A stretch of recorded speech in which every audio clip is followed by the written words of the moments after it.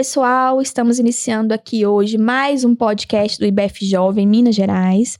O podcast ele é uma iniciativa apoiada pelo Instituto Brasileiro de Executivos de Finanças de Minas Gerais, o IBEF, uma instituição de respeito criada em 1985 e que tem como principal entrega para a sociedade reunir executivos de Minas Gerais e tratar temas voltados para finanças, tributos, economia. O IBEF Jovem tem como principal objetivo associar jovens executivos de finanças e contribuir para a sua formação, desenvolvimento profissional, focando nos aspectos econômicos, políticos e sociais, com o objetivo de contribuir para a carreira de todos vocês. E hoje a nossa entrevistada é, além de tudo, uma mulher. Então nós estamos aí, no mês das mulheres, em que a gente comemora o Dia Internacional da Mulher, e que eu brinco que falo que o nosso dia são todos os dias, É a Carolina Mayuri. Carolina, atualmente, ela é gerente geral de tributos na ArcelorMittal e ela é formada em Direito pela Milton Campos, em Ciências Contábeis pela FUMEC, com especialização em Gestão de Finanças pela Fundação Dom Cabral e International Tax Law por Leiden e gerente geral de tributos na ArcelorMittal Brasil. Bom, Carolina, muito obrigada pela sua participação. Vou partir aqui já para o início do nosso bate-papo. E de início, Carolina, eu gostaria muito de ouvir de você, que você compartilhe com os nossos ouvintes, como foram os primeiros passos na sua carreira, Quando que você entendeu ou definiu que você queria assumir uma carreira de liderança? Conta pra gente um pouquinho como que você foi para o mercado de trabalho lá desde o estágio. Bom dia a todos. Primeiramente, obrigada pela oportunidade de estar aqui hoje. Acho essa iniciativa do IBEF excelente, Eu, na ArcelorMittal, como gerente geral de tributos na ArcelorMittal, até hoje eu olho muito para cima, para ver exemplos de liderança feminina. Então é muito bom ver que a gente pode conseguir chegar lá. E é muito bom estar aqui hoje também representando aí a classe feminina na liderança, para que os jovens entrem e saibam que existe de fato muita oportunidade, muito trabalho, mas muita oportunidade. Então, agradeço pelo convite do IBEF por estar aqui hoje. Bom, eu comecei a minha carreira voltando aqui, eu cursei Direito na Milton Campos, e aí quando eu estava lá mais ou menos no 9º período, eu tive uma matéria, a minha primeira matéria de tributário. Tributário a gente vê muito avançado já no curso, e eu tive aula com o professor André Mendes Moreira. E eu me encantei com o tributário nessa aula. Falei, nossa, é isso que eu quero fazer, pra você ver a importância dos professores, O André é fantástico. Da academia, exatamente. Então, eu falei assim, não, eu quero trabalhar com isso, mas já estava muito avançado, já fazia vários estágios, mas nenhum deles em tributário. E aí falei, bom, eu vou fazer processo seletivo de trainee, Aqui a gente tem as Big Fours, então a PwC, a KPMG, a EY e a Deloitte. Entrei fui escolhida, fui chamada para entrar na PwC, em outras também, mas escolhi a PwC. E a PwC, ela foi uma escola para mim, porque você entra de fato sem saber nada. Eu era formada em Direito, a gente ficou aí um mês mais ou menos fazendo FET, que era a sigla que tem para da aula, que a gente fazia uma imersão, advogada, só mexia com Word, nunca tinha visto um Excel na vida. Então, chegamos lá, fizemos uma imersão, ficamos um mês de aula ali, e comecei a aprender débito e crédito, e eu lembro que eu falava assim, gente, mas não tem como o ativo ser igual ao passivo. Se o ativo for igual ao passivo, a gente vai falir, vai acabar com a empresa. Então, assim, muito crua mesmo, entrei muito crua. E aos pouquinhos ali, eu fui aprendendo, a gente começou a auditar, fazer trabalhos nas principais empresas de Minas, ia muito para São Paulo, muito para o Rio, tinha muito curso, muito treinamento, essas empresas, elas são de fato um acelerador de carreira, porque eu fiquei pensando, quando que eu de fato comecei a exercer um papel de liderança? Eu acho que foi ali já no meu 2º ano de Price, porque o primeiro ano você entra super crua, trainee, depois de um ano você vira assistente, e aí você já tem um trainee para chamar de seu. Na Price era até o programa Sol e Sombra, Então o Sol é o mentor e a Sombra é o mentorado. Então, quando você é assistente, você já tem uma pessoa ali abaixo de você que você já tem que liderar. Você já vai para projetos, para empresas, faz auditorias, consultorias, carregando ali essa pessoa que, de fato, você já começa a exercer uma certa liderança. E aí, depois você vira consultor, aí você é responsável pelo trainee e pelo assistente. Então, a turma vai só aumentando. E aí, a PwC na época não tinha uma equipe de indiretos, né, focados em tributos indiretos, ICMS, PiscoFins, IPI. E o responsável, o consultor na época, saiu da PwC, ele foi para uma empresa. E aí eu me vi ali no mar sem boia e falei, bom, agora eu vou ter que assumir, pegar o boi pelo chifre aqui, porque o departamento precisa deslanchar, eu preciso fazer os trabalhos. E essa equipe foi crescendo muito, a gente foi fazendo trabalhos muito relevantes, inclusive na ArcelorMittal, que foi a primeira vez que eu tive contato, né, que é a empresa que eu trabalho hoje. E ali, eu já com 26, 27 anos, eu já liderava uma equipe de 10 pessoas, né, entre trainees, consultores. Então, a liderança para mim não teve um marco, assim, um dia efetivo que eu falei assim, nossa, agora eu posso ser líder, né? Eu fui líder antes de ter o nome líder. E essas empresas são, de fato, aceleradores, porque, muitas vezes, quando você entra numa empresa diretamente, você fica ali muitos anos até você conseguir ter uma equipe. Então, a liderança foi algo natural para mim. Depois disso, com 28 anos, eu fui convidada para ser Head de Tax na Peram. A Peram é uma das empresas do grupo ArcelorMittal, só que ela ela é do ramo de aço inoxidável. E ali foi tudo diferente, porque querendo ou não, quando você está numa empresa Big Four, as pessoas são um pouco parecidas com você. Então, todo mundo muito jovem, todo mundo ali acabou de formar, muito cru, não sabe as coisas direito, as pessoas acabam se tornando seus amigos, né? E aí quando você muda pra minha empresa, você pega gente de tudo quanto é jeito, gente. Eu lembro que eu tinha 28 anos quando eu fui pra Peram, tinha gente que tinha 30 anos de empresa, né? E eu tinha que liderar essa pessoa. Então, assim, foi uma guinada de gestão na minha carreira, porque eu tinha desde pessoas, eu era Head de Tax, eu tinha a célula fiscal, que é quem dá entrada e nota fiscal, e tinha especialistas que respondiam pra mim. Então, tinham pessoas de idades diferentes, de backgrounds diferentes, tinha contador, tinha advogado, tinha gente nova, gente mais velha, enfim, todos os tipos de perfil. E aí isso realmente fez com que eu tivesse que acelerar e mudar meu mindset ali de liderança para falar assim, não, agora eu preciso assumir isso aqui e deslanchar. E aí, né, o que eu fiz para isso? Um dia de cada vez, tendo leitura do ambiente, né, trazendo as pessoas para perto. Então, assim, eu, muito nova, é impossível que eu tenha mais experiência que essas pessoas que estão aqui, né, mudando de consultoria para uma empresa. Então, eu falei assim, é impossível que eu tenha mais experiência. Como que eu vou fazer? Eu tenho que trazer as pessoas para perto e mostrar que, na verdade, eu estou aqui por habilidades de gestão, habilidades de liderança e trazer o time junto e fazer com que a gente ande junto como um time. Então não teve um marco assim que eu falei, nossa, agora eu sou o líder. Foi uma construção e essa construção ela existe até hoje, né? No ano passado eu fui convidada pela Celor para virar gerente geral de tributos, numa empresa muito maior, num escopo muito maior. E os desafios existem até hoje. A questão mesmo é a gente adaptar. E aí, né, seguindo então um pouquinho o que você trouxe, Carolina, aqui a gente tá querendo entender os maiores desafios enfrentados no início da carreira, mas aí você trouxe uma coisa bem legal e relevante, que a gente vê isso no dia a dia de você gerir pessoas talvez mais velhas, com mais experiência, inclusive do negócio, né? Você comentou que tinham profissionais com 30 anos de empresa, então ele conhece muito mais o negócio do que você. Às vezes ele não tinha uma habilidade de liderança que você estava ali por ela. E aí você acha que o fator ser mulher trouxe algum desafio também, né, nesse início de carreira? Teve algum preconceito ou não? Ou apenas a idade? Conta pra gente esses principais desafios aí quando você se viu líder, então, né? Não, trouxe, com certeza. Então, eu, assim, não sei se todos estão vendo, mas eu sou baixinha, né, 1,54 m, lourinha, de olho azul, mulher. Tem aparência de ser uma pessoa nova, tem 36 anos hoje, mas há 10 anos atrás, né, com 25, 26 anos, eu tinha cara de, sei lá, 18 anos.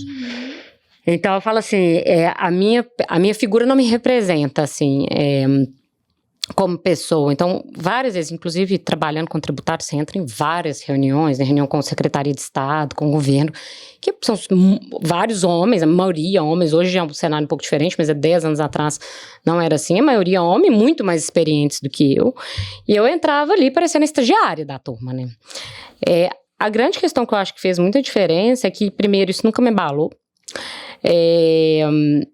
E eu, por estar atrás e ter consciência que eu estava atrás, assim, né, numa questão de viés inconsciente, das pessoas não darem muita credibilidade para aquilo que eu estava falando, eu corri muito mais atrás. Então, eu estudava muito, eu lia muito, eu fazia networking, eu estava sempre ali movimentando e me preparando, ia muito preparada para as reuniões, tinha certeza das coisas que eu estava falando, fazia questão de falar bem, falar num bom tom de voz, falar pausadamente, falar com uma boa técnica, para que as pessoas, na hora que eu abrisse a boca, falassem, olha, ela tem alguma coisa para falar, e a gente precisa ouvir. E acabou que eu acho que esse meu exercício de sempre tentar ir o mais preparada possível, muitas vezes me fez até sair na frente. Porque aquelas pessoas que, né, têm por garantido, assim, eu vou lá, vou falar qualquer coisa. Não, tem alguém ali que sabe a técnica, sabe, tem postura, sabe se comunicar, passa a mensagem de forma clara. Então, eu acho que eu ganhei muita musculatura nesse exercício meu de falar assim, eu preciso correr muito para pelo menos estar a par. No final das contas, eu acho que em muitas ocasiões eu não estava a par, eu estava um pouco à frente. E isso me deu musculatura para assumir um cargo de liderança, mesmo sendo mulher, mesmo tendo toda essa dificuldade que a gente sabe que tem. Né? Tem até hoje, esse movimento que eu fiz na PwC, eu acho que não tinha muito, assim, porque é todo mundo muito jovem, muito novo, assim, é diferente. Agora, quando você entra para uma empresa, principalmente no ramo de siderurgia, que foi meu primeiro movimento, né, foi para Peranha, agora na Celor também, a maioria é homem, tem muito pouco mulher na liderança, então você tem poucos exemplos, né, tem poucas pessoas que conseguiram abrir o caminho ali. Então, ser mulher teve isso, mas ao mesmo tempo, hoje o caminho está, assim, ainda existem dificuldades, mas as empresas têm essa consciência, né, de dar lugar. E hoje eu tenho exemplos na Celor, na Peran, que eu falo assim, nossa, poxa vida. Eu falo assim, olha, quando uma mulher é boa, ela é boa mesmo, porque ela teve que ultrapassar muitos desafios para chegar. Então, se uma mulher tem alguma coisa para falar, para e escuta, porque de fato você vai aprender, né? Eu sou mãe recente, sou mãe da Bia. Bia tem 1 ano e 4 meses. Eu fui para a ArcelorMittal, na verdade o convite, né, para eu ir, eu estava de licença maternidade, então assim, eu estava super no puerpério, aquela coisa cheia de hormônios e tal, e me ligaram, eu falei, nossa, meu Deus, como é que vai ser? Porque saí de licença maternidade numa empresa sem filho, voltei com filho em outra empresa. Então assim, é realmente um furacão de emoções, mas isso nunca me parou, eu sempre tive medo, fui com medo mesmo, e eu acho que é esse mindset que a gente precisa ter, né? Todas as mulheres, as jovens que estão nos escutando aí, tem espaço, basta a gente movimentar e enfrentar que o mercado está aberto a esse tipo de coisa. Teve um ponto que você falou e assim, me vi muito nele, acho que outras ouvintes vão se ver aqui, é o fato de a gente ter que estudar muito mais, né? E aí, a gente sempre tem que estudar muito mais, porque a gente tem que se destacar face, né, ao colega homem ali. Só que esse estudar muito mais, ele tem nos habilitado, nos capacitado muito mais. Então, acho que por isso que a mulher também vem ganhando esse espaço, porque, infelizmente, culturalmente, a gente sempre teve que ter à frente do estudo, à frente ali da resiliência, da inteligência emocional. E aí, quando a gente vai brigar com um homem, eventualmente, numa carreira, numa vaga, a gente tá mais preparada automaticamente, porque a gente se viu obrigado a estudar mais, né? Porque o homem tá, assim, muito legal. Isso que você falou, eu acho que, assim, eu me vejo nisso e acho que muitas mulheres se veem nisso também, né? E aí, uma próxima pergunta dentro dessa parte de carreira e liderança, como os jovens profissionais podem desenvolver habilidades de liderança, né? Você falou pra gente aqui que você se viu líder antes mesmo de ter uma carreira, né? E eu acho que isso é muito comum. Eu fui líder durante 1 ano e meio sem ser a líder, porque o meu gestor saiu, eu tive que assumir também, então eu vi muito do que você falou. Então, assim, fala um pouco pra gente quais as principais habilidades que um jovem líder precisa ter ou começar a estudar, seja ela soft skill ou hard skill. Então, eu acho assim, para você começar a desenvolver, a liderança é tudo, né? A liderança não é uma coisa específica. Para você ser líder, você tem que ser um profissional completo. Obviamente, a questão técnica, se você não tiver, você procura e traz para perto quem tem, né? Mas então, o que eu acho? No começo da carreira, eu tô ali no primeiro ano de escritório, ou no segundo, acabei de entrar numa empresa, tô como analista júnior. Eu acho que você pegar responsabilidades desde cedo, e elas podem ser muito pequenas, não precisa ser uma coisa assim, nossa, ser líder de um projeto, etc. Pode ser, olha, eu sou líder dessa função, dessa tarefa, vou desempenhar isso, então vou fazer essa apresentação. Isso é muito importante. Eu, quando entrei na Peran, eles me colocaram no grupo que chamava Grupo Qualidade de Vida, que tinha o objetivo ali de fomentar ações de qualidade de vida para os empregados. A Peran, a planta dela fica em Timóteo, né, a usina. E eu aqui em Belo Horizonte, tinha acabado de entrar na empresa, falei, gente, o que eu vou arrumar qualidade de vida? Nem sei da qualidade de vida dessas pessoas. E depois eu falei assim, não, eu acho que eu tenho muito a contribuir, porque quem está dentro da empresa ali há muitos anos, às vezes se sente engessado, não vê o que tem fora. Eu tinha acabado de chegar da PwC, cheio de coisa acontecendo. E aí eu peguei isso e falei assim, não, eu vou tomar esse projeto aqui como meu e vou fazer alguma coisa diferente, assim, que faça a diferença na vida das pessoas. E aí eu coloquei, a gente implementou lá a empresa cidadã, que estende de 4 a 6 meses a licença de maternidade das mulheres, e também trouxemos o Gympass, né, que é um convênio com academias que proporciona a mensalidade mais barata para os funcionários. Isso não tinha absolutamente nada a ver com o tributário ali, o meu dia a dia, o que eu estava fazendo. Eu lembro de eu entrar em reuniões com diretoria ali com 6, 7 homens para eu falar sobre licença maternidade, para eu falar que a mulher, quando volta para o trabalho com 4 meses, ela ainda está com o seio produzindo leite, que isso é difícil, né? Então, assim, foi um super desafio. Mas as duas iniciativas foram aceitas, foram implementadas. E o que isso me trouxe? A Peran falou assim, peraí, tem ali alguém que consegue puxar projetos que não tinha nada a ver com o meu domínio, que consegue ter uma liderança sobre pessoas, uma influência, que sabe apresentar. Então, assim, esse tipo de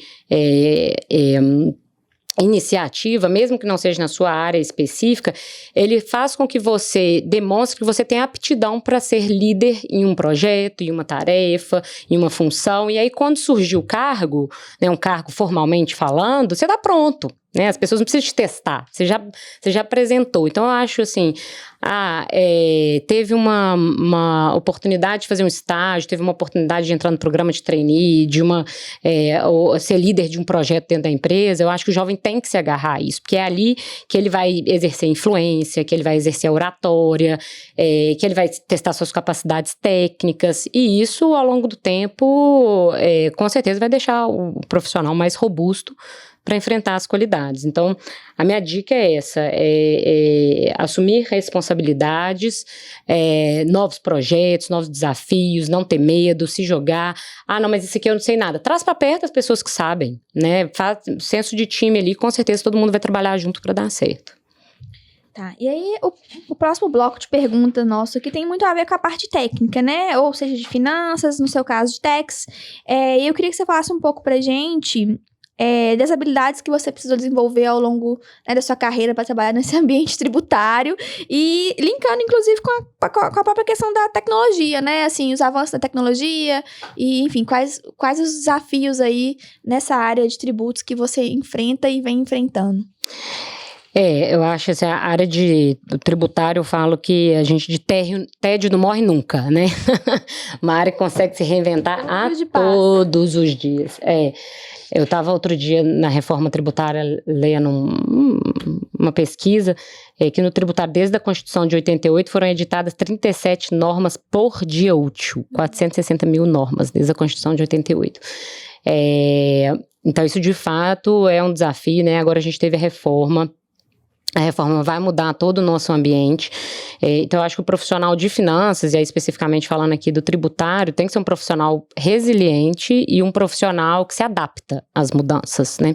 Então toda segunda-feira eu vou trabalhar com uma agenda e eu faço uma coisa que não tem nada a ver com a minha agenda, porque apareceu uma MP, apareceu uma lei, mudou tudo, e você tem que estar ali o tempo todo conectado, sabendo de tudo que está acontecendo, fazendo benchmark. Isso é importantíssimo para as empresas e para quem trabalha. Acho que no ramo de finanças em geral, principalmente para quem trabalha com tributário, né? Saiu uma lei nova aqui, o que a empresa X está fazendo, Y está fazendo, será que a gente está adotando as melhores práticas, será que tem como defender isso aqui judicialmente, qual que é a melhor estratégia, é adotar aquela medida, não é adotar, essa questão do networking, né, institutos como o IBEF, enfim, outros que a gente participa na ArcelorMittal, que são setoriais, como o Aço Brasil, Getap, etc., isso abre portas, né, para o profissional estar conectado, saber o que está acontecendo ali no mercado, quais são, muitas vezes até assim, identificar um problema. Quantas vezes eu já identifiquei um problema porque eu entrei numa reunião, né, alguém falou alguma coisa que te puxa ali, te acende um alarme, então acho que tem que ser muito, o profissional para trabalhar, né, tem que ser conectado e tem que ter uma habilidade ali de se adaptar rápido às mudanças, né, eu vejo o pessoal da controladoria da Arcelor, assim, um dia, um projeto específico a prioridade da empresa tem que parar tudo. 2 semanas depois, já mudou o projeto. Então, você tem que ir lá, refazer suas contas, mudar a prioridade, porque o mundo é assim, né? Hoje, o Covid está aí para isso, né? Para mostrar que a gente está super conectado, cai o dólar aqui, influencia. Então, realmente, o profissional tem que ser muito conectado e ter essa adaptabilidade rápida. Eu concordo 100%, né? Também sou da área de techs, você acorda com uma agenda e dorme com outra. Você tá com uma operação lá pronta, você tem que parar porque mudou o mínimo da tributação, e por aí a gente vai, né? Uhum. E aí, falando um pouquinho agora, Carolina, da parte de sucessão e planejamento de carreira, né? Eu gostaria que você falasse um pouco pra gente aqui, em termos de sucessão, seja como que você planeja a sua carreira ou como planejam junto com você a sua carreira, né? Uma grande empresa te vislumbra como uma futura sucessora de uma cadeira C-level, né? Conta pra gente um pouquinho isso aí. Assim, a questão da sucessão realmente ela é sensível, né? Porque chega uma fase na carreira que você não consegue mais evoluir se você não tiver um bom sucessor. Eu digo até dizer mais, você não consegue nem sair de férias, né? Nem recarregar as baterias. A Arcelor tem um programa, né? Todo ano, a gente tem um comitê de sucessão, são horas e horas de comitê ali, a gente passa um por um dos nomes da equipe, então hoje no tributário da Arcelor são 60 pessoas, e a gente vai ali discutindo quem tem, não só a minha cadeira, né, mas a cadeira dos gerentes, dos especialistas, a gente vai discutindo ali quem que tem, de fato, o potencial para assumir um próximo desafio. E uma vez mapeado esses potenciais sucessores, a gente tem que fazer um programa de desenvolvimento. Então, olha, essa pessoa tem o potencial para assumir uma cadeira de GG. GG é o gerente geral. Em 2 a 3 anos, tá bom, e o que tá faltando? Tá faltando um programa de liderança? Vamos fazer um programa de liderança. Não, tá faltando um programa internacional, essa pessoa que não conhece a Arcelor no corporativo, vamos mandar para fora, vamos fazer um projeto. Não, a pessoa precisa conectar, melhorar o networking, vamos colocar para fazer palestra, em eventos, seminários, então... E que seja também, essa pessoa que não está preparada para gestão, vamos colocar ali um acompanhamento do RH de perto, isso tudo para alavancar a carreira dessas pessoas. Eu sou testemunha disso, né, como gestora eu faço esse programa com meus liderados, e também faço parte desse programa pela Arcelor, para uma possível sucessão no futuro. E a gente não pode ter medo disso, né? Porque assim, uma pessoa que tá voando nessa equipe, então faz todo mundo voar junto, né? Então a gente não pode olhar e falar assim, nossa, eu não vou dar ferramentas para essa pessoa crescer porque vai ser melhor que eu.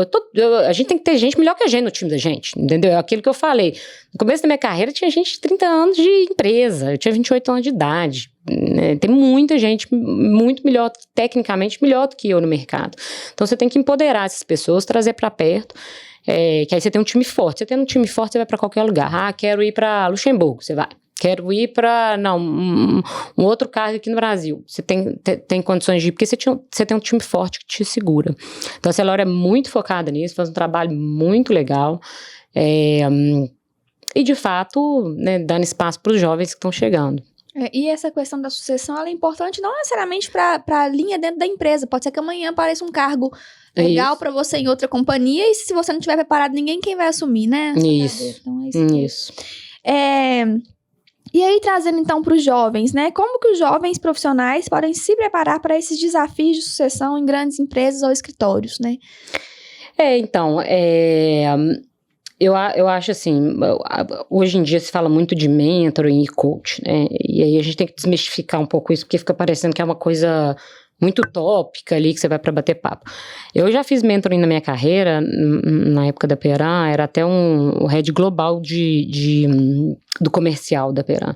E foi fantástico, porque no final das contas todo mundo, né, todo gestor passa por desafios similares, né, a gente não precisa nem entrar aqui em detalhes técnicos, desafios de gestões similares, e você ter uma pessoa para você poder conversar, falar assim, olha, eu tô com esse problema, com essa pessoa, na Peran, por exemplo, eu tinha um problema porque eu fiquei com 27, tinha uma época que eu fiquei com 27 pessoas reportando diretamente para mim. Então, desde, assim, de um técnico até um especialista reportava para mim, eu tinha que fazer feedback de todo mundo.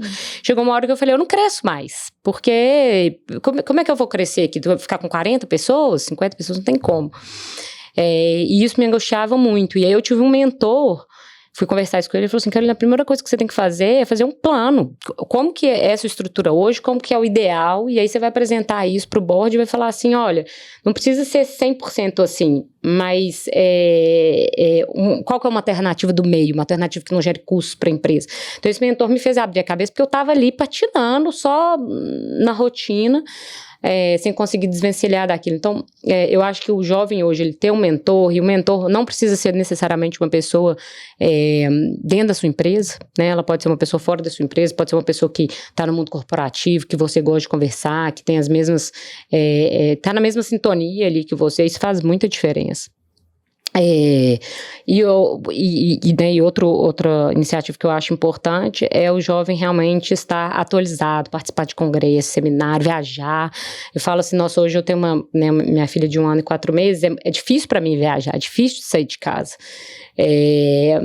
Mas todas as vezes que eu saio, que é para ir para um congresso, para um evento, eu volto mais enriquecida do que eu fui, né? Porque eu fui ali em um dia, em 24 horas, você troca com tanta experiência, conhece gente nova. Então, eu acho que o jovem tem que estar atento a isso, né? Tá, aproveitando, então, né, já que você trouxe essa importância da mentoria, queria aproveitar para falar, né, que o IBF Jovem vai lançar a mentoria agora no final do primeiro semestre para os jovens associados, tá, pessoal? Então, quem se interessar, nós teremos os seniors do IBF assessorando e mentorando os jovens. Então, imagine que legal, você ter a oportunidade de conversar com C-levels, com CEOs, né, que trazer a experiência da vida deles aí para você. Bom, e aí, existe algum conselho específico para quem está começando e deseja seguir uma carreira de gestão? Tem um livro que chama Outliers, chama Fora de Série. Esse livro, ele estuda, qual que é o objetivo dele? Ele fala assim, olha, não existe essa história de que veio do nada, cresceu do nada, de repente virou Barack Obama. Todo mundo começa de algum lugar e por trás de um sucesso tem muito trabalho, tem muita dedicação.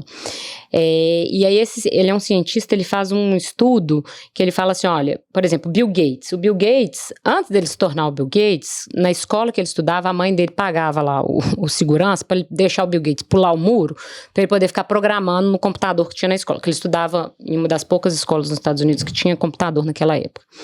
Os Beatles foram a mesma coisa, eles tocavam lá no estúdio da Irlanda, lá no underground, lá, tocavam. Na hora que o negócio estourou pro lado deles, que eles já estavam super bem treinados. Então, o que eu quero dizer com isso? É a prática, né? É você estar ali colocando a mão na massa todos os dias. Esse livro, ele, inclusive, tem uma teoria que fala das 10.000 horas. Para você ser bom em alguma coisa, excelente em alguma coisa, você tem que treinar 10.000 horas. Então, quer ser líder, quer liderar, bote a mão na massa, vai, porque o que vai te dar cancha para isso, musculatura, é de fato você estar movimentando. Então, por exemplo, falar inglês, tem que falar, gente. Não, hoje em dia, para você ser líder numa empresa multinacional, eu já vi muitas pessoas muito preparadas, não assumiram cargo de liderança por causa do inglês. Então, isso o jovem realmente tem que focar e tem que treinar, tem que entrar numa reunião, tem que falar. As empresas multinacionais, elas têm um grau de tolerância em relação ao inglês, você não precisa falar um inglês perfeito, tem um tanto de gente que entra e fala, nós vai, tá tudo certo. O importante é passar a mensagem, porque na hora que a oportunidade passar, se você não tiver inglês, não dá tempo de você estudar, não. Você tem que estar pronto, então você tem que praticar. Você tem que ser um entusiasta de TI. E por que eu falo entusiasta, né? A gente não precisa saber estar ali programando, fazer isso, porque eu acho que hoje em dia tem um conceito errado disso, né? Eu lembro na minha época, minha mãe queria que eu fizesse estudo de datilografia. Nunca fiz e digito super bem, mas porque a prática me fez ser assim. Então, hoje em dia você não precisa saber ali, fazer um RPA, a inteligência artificial, nada disso, mas você tem que ser entusiasta. Por quê? Porque como líder, você vai ser cobrado por isso. Tem que falar assim, olha, essa operação aqui é uma tarefa operacional, repetitiva, posso automatizar? Como ter os custos, como fazer uma boa gestão dos meus recursos. Então, você tem que desafiar o time para isso, porque muitas vezes a pessoa faz aquele trabalho ali há 30 anos. Ela não vai dar do nada um clique na cabeça. Então, tem que falar quais são as atividades operacionais que eu tenho aqui. Então, tem que ser um entusiasta de TI, falar inglês. Eu acho que a contabilidade é muito importante para quem estuda finanças. Isso porque hoje a gente vê administradores, advogados, contadores, administração, tudo isso trabalha no mundo de finanças, engenheiros, né? Acho que a maioria dos CEOs hoje em dia são engenheiros. Porque trabalham bem com número, né? E a contabilidade, ela te traz isso. Na hora você está numa reunião, isso afeta EBITDA, não afeta EBITDA, é fluxo de caixa, não é, você tem que estar raciocínio rápido. E a contabilidade te traz muito isso. Foi o meu segundo curso, mas faz uma diferença imensa na minha carreira, imensa. Então, acho que movimentar, prática, tem curso, na Cello, tem Clube do Livro, eu participo, podcast eu vou, seminário eu vou, para São Paulo, não sei o que, eu vou. Por quê? Porque isso, essa experiência, essa vivência me faz ser uma profissional muito mais completa, me faz ser uma líder mais empática, me faz ver o mundo. Então, eu acho que não é uma coisa específica, você tem que se sabe aquele filme do Jim Carrey, Sim Senhor? Que você não pode falar não? É mais ou menos isso, entendeu? Você fala sim e vai, deixa as experiências que você torna um profissional robusto. E essa competência da contabilidade, você finalizou a carreira do direito, já começou? Ou você esperou ali um tempinho? Não, eu formei em 2011... Em junho de 2011, eu entrei na PwC, em junho de 2011 eu comecei contabilidade. Eu chegava em casa às 11 horas da noite, estudava, dormia, ia trabalhar na praia, aí depois formei em contabilidade, já emendei após junto, e isso a gente tem que fazer enquanto a gente é novo, gente, porque depois, de fato... Depois vem o filho, as coisas, não é que é impossível, mas as coisas ficam mais difíceis. Com certeza. Bom, aí vamos falar um pouquinho sobre a superação de desafios e a visão do futuro, né? Você já trouxe vários desafios pra gente, mas eu queria que você tentasse pincelar talvez o maior deles na sua carreira, não só profissional, acho que pessoal, a gente caminha junto, né? Você não tem como você ser um bom profissional e não ser uma pessoa dentro de casa, é junto, não tem jeito, né? A vida profissional e pessoal, elas se conversam o tempo inteiro, nós somos o todo, né? Eu queria que você falasse pra gente seu maior desafio, assim, que você tem aí pra tratar. Desafios técnicos são inúmeros, né? Trabalhando com tributário, a gente tem muito divertimento. Mas assim, quando eu olho pra trás da minha carreira, eu acho que o maior desafio que eu tive é aquele desafio que quem tá do seu lado nem sabe que você tá passando por ele, né? Foi na minha transição PwC e Peram, justamente pelo aquilo que eu disse, né? Você saiu de uma consultoria, as pessoas que trabalham do seu lado são... eu tenho... O pessoal que entrou na Price comigo, tem 3 deles que são meus padrinhos de casamento, né? Então, assim, viraram amigos pra vida toda. E aí, de repente, você sai de uma empresa de consultoria em que todo mundo é amigo, em que você tem ali pessoas para compartilhar desafios técnicos, para uma carreira de liderança em que você é o tempo todo questionado, né? A sua decisão, consultoria, você vai, faz um trabalho excelente técnico, mas você entrega o papel, né? Você entrega o parecer. Na empresa, quando você senta na empresa, você tem que, de fato, tomar decisões. E não só decisões técnicas, mas decisões de vida das pessoas, né? Logo quando eu entrei na Peram, eu tive que fazer uma demissão importante, assim, aquilo mexeu comigo, porque eu falei, poxa, acabei de entrar aqui, tô fazendo essa transição e vou ter que tomar uma decisão de demitir uma pessoa. Então, assim, isso foi tudo fazendo uma gestão de pessoas muito mais velhas que eu, muito mais experientes, mas eu falei assim, gente, eu não tô aqui à toa, né? Eu tenho um propósito de estar aqui, eu tenho habilidades para estar aqui, então eu tenho que confiar em mim, tenho que fazer um bom trabalho, tenho que ler, né, fazer a leitura do ambiente. Meu pai falava isso muito comigo quando eu entrei na Peram, ele falou assim, faça uma leitura do ambiente, né, não vai afobada, querendo resolver tudo, querendo mostrar trabalho, faça uma leitura e se posicione na hora certa. Então, essa transição de carreira foi difícil, e foi mais difícil, inclusive, do que a que eu tô tendo da Peram para a Celora agora, sendo que o da Celora, ela tinha um quesito a mais, porque eu tinha acabado de voltar de licença maternidade. Então, pessoalmente falando, no meu primeiro dia de trabalho na Celora, eu estava na ponte aérea. Eu saí de Belo Horizonte, fui para Santa Catarina, e deixando minha bebezinha em casa, né, de poucos dias. Mas isso tudo sempre me deu força, sempre fez com que... Eu gosto do trabalho, eu sou uma pessoa positiva, eu acho que isso engrandece. Eu tenho uma mãe que trabalha, tem uma carreira de sucesso, uma mulher que, assim, que me mostrou que, né, a mulher também é digna de uma carreira. Meu pai também trabalhou a vida inteira, então eu tive exemplos em casa, eu gosto de trabalhar, eu sou uma pessoa que eu acho que o trabalho dignifica a gente. Então tudo isso, para mim, foram desafios, mas que nunca me parou, pelo contrário, né, a gente tem medo, vai com medo mesmo. Ô Carolina, a gente sempre escuta que a carreira do líder, ela é de muita solidão, né? E aí você vem falando isso, que você tinha muitos amigos, você construiu muitas amizades, você teve essa transição. Você concorda de que a vida do líder dentro de uma empresa, ela precisa ser, acaba sendo de muita solidão? Quanto mais você sobe na carreira, mais solitário você fica. Isso é uma premissa válida, só que eu acho que no passado, ela era mais forte, essa verdade, ela era mais forte, porque as coisas as empresas eram muito hierarquizadas, né, então chega uma fase na sua carreira que você teoricamente, você não pode nem tomar um chopp com o seu liderado ali, porque você é líder, não pode misturar as coisas. Hoje em dia as coisas não funcionam assim, né, eu acho que isso depende muito também do estilo de liderança da pessoa. Obviamente, você fica mais solitário, porque você tem que tomar decisões difíceis, muitas vezes em relação a pessoas que você lidera diretamente, pessoas que você gosta pessoalmente. Então, não é uma decisão, não é uma jornada fácil. Mas, por outro lado, também, eu sempre vi isso de uma forma mais leve, né? Repetindo o que eu falei aqui várias vezes. Eu sempre trouxe meus liderados para muito próximo de mim, para a gente estar como um time, falando, você me ajuda, eu te ajudo. Fazendo, né, com que seja, de fato, uma equipe unida. Então, é solitário, mas eu acho que hoje as coisas já estão, dependendo do jeito que você escolhe liderar, você pode ter amigos próximos, sim. Considerando aí essas mudanças constantes, né, principalmente no ambiente tech, que é o que você vive, como que você se mantém atualizada e adaptável a essas mudanças? Bom, como eu disse, participação em seminários, workshops, fazendo networking, fazendo participações, né? Hoje, depois da pandemia, a gente tem um acesso à informação muito mais fácil, porque hoje a maioria dos eventos é online. Então, você consegue participar ali, respondendo um e-mail ao mesmo tempo, participando de uma reunião, e trazendo também os especialistas do assunto, né? Então, hoje mesmo de manhã, eu recebi um e-mail aqui sobre um programa. Qual que é o escritório, qual que é a consultoria que sabe falar sobre isso aqui? Tal, marca uma reunião, vem aqui na Celor, a gente fica 2 horas conversando sobre o assunto, porque nada melhor do que você conversar com os especialistas, né? Hoje em dia, para você pegar uma lei, você pega 200 páginas de atualização, não tem como. No dia a dia de uma empresa, você sabe como é super dinâmico, né? Ao mesmo tempo que você está discutindo reforma tributária, tem que caminhar uma parada barreira, e alguém tem que resolver, porque tem uma nota fiscal que foi emitida de maneira incorreta.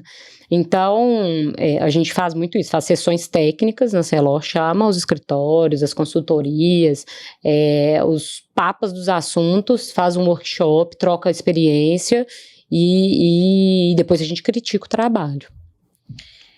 Bom, e aí, né, falando de visão de futuro, qual que é a sua visão de futuro para dessas áreas profissionais que a gente está falando, papel do jovem, o que é que o jovem pode esperar do futuro, considerando que a gente tem um acesso à tecnologia, a estudo muito maior, né? Então, assim, hoje em dia você consegue fazer tudo um clique. Eu acho também que nesse ponto o jovem ele acaba tendo que ter mais maturidade, porque senão ele fica muito imediatista, né? A gente vê profissionais que entram como estagiário, daí um ano ele já tá querendo ser o CFO, e a gente sabe que não é assim, né? Tem uma trilha ali pra se andar. Então, o que você pensa do futuro para os jovens? Quais são suas dicas e fazendo essa conciliação com essa internet que tá aí a um clique da nossa mão? Eu acho assim, esse conflito de gerações, né, vamos dizer assim, ele vai sempre existir, né, não tem como você falar que uma pessoa de 40 anos vai falar a mesma língua, 40 anos de empresa vai falar a mesma língua de alguém que entrou tem 1 ano e acabou de sair da faculdade. Só que esse conflito, a meu ver, ele é benéfico, porque O jovem, ele tem muita coisa para trazer, né? Você vê assim, ChatGPT, gente, não tem um jovem que não utiliza inteligência artificial, entendeu? Que tem na minha época era o Google, agora já tem algo muito mais avançado do que isso. Então ele te provoca, ele faz também que a gente saia da nossa zona de conforto, porque se você não correr, tem alguém que está correndo. Então você tem que se atualizar. E ao mesmo tempo, as gerações até mais velhas do que eu, ou então a minha própria geração, a gente traz a experiência, né? Traz isso que você falou, calma, que as coisas não são assim, calma, que você precisa de prática, olha, você precisa disso, disso, disso, daquilo. Então, na verdade, eu vejo essa mistura como uma boa mistura, sabe? A experiência junto com a inovação. Isso é o jovem, né? Junto com pessoas... junto com pessoas que já estão mais tempo na carreira. A área de finanças vai ser sempre uma área muito importante para as empresas. Não só o tributário também, mas a contabilidade, a tesouraria, são áreas core para o negócio. E se a gente pensar, né, nessa área, não como uma área de apoio, mas como uma área de resultado, uma área que, de fato, trabalha com o negócio e para o negócio, gera valor. Eu sempre falo muito isso com as pessoas que trabalham comigo. Falo assim, gente, o tributário, ele não tem o fim em si mesmo. Né? O tributário está aqui para apoiar a outra área. Então vamos lá, o que o comercial precisa? Precisa de incentivo fiscal, então vamos correr atrás de incentivo fiscal. Não, está precisando disso aqui, tem um gargalo nessa operação aqui, vamos correr atrás, vamos automatizar, fazer o que precisa ser. Então tem muita oportunidade para quem quer crescer junto com o negócio, né? Eu acho que tem que mudar um pouco esse olhar. A contabilidade, o tributário, não é a nota ali para pagar tributo, a gente de fato alavanca os negócios da empresa e gera resultado. Então, eu acho que é um ambiente ainda muito competitivo, mas um lugar que ainda tem muita oportunidade, né? Basta o jovem realmente chegar com bagagem, com experiência, com vontade, sendo positivo, querendo passar experiências internacionais, experiências de projeto, que tem muito lugar para o jovem crescer. Ainda mais agora, né, que o Brasil está muito mais conectado, o mundo todo está muito mais conectado, você tem oportunidades dentro do Brasil, fora do Brasil, então é só chegar com energia, sangue no olho, que com certeza tem muito espaço. Bom, pessoal, então ficamos por aqui hoje. Agradeço aí aos nossos ouvintes, né, por estarem nos ouvindo. Agradeço a Carolina Maiuri pela participação, foi fantástico a troca. Muito honrada em entrevistar uma mulher numa posição de liderança tão importante, né, e que eu admiro muito, porque eu também sou da área de techs, então pode ter certeza que você é uma inspiração para mim e para todas as outras profissionais aí. E aí eu aproveito para te pedir, né, uma palavra final, uma dica final e mais uma vez te agradecer pela participação aqui no podcast do IBF Jovem. Não, eu que agradeço. Bom, acho que acho que eu já passei a mensagem. O jovem, ele realmente tem espaço no mercado de trabalho, precisa chegar com vontade, com força, né, de trabalho para ajudar as empresas, falar inglês, ter uma boa noção de contabilidade, ser um entusiasta de TI, participar de eventos, fazer um bom networking. Isso tudo gera movimento. Fico feliz de estar aqui hoje. Caso alguém queira entrar em contato comigo, bater um papo, estou super à disposição. Eu gosto muito de ler biografia, acho que muito por causa disso, porque você fala assim, não só femininas, mas masculinas também. Você fala assim, nossa, poxa vida, como é que aquela pessoa chegou ali? Como é bom admirar alguém que está lá? Como é bom ver que é possível e como é bom também ver que eu ou qualquer outra pessoa são seres humanos que passam desafios na carreira também, que tem nossa vida pessoal alguns gargalos, então estou à disposição, seja para um bate-papo, uma mentoria. Meu LinkedIn é Carolina Majuri, fiquem à vontade de conectar comigo lá. Estou à disposição do IBF também para outras iniciativas. Muito obrigada. Obrigada, pessoal. Até logo.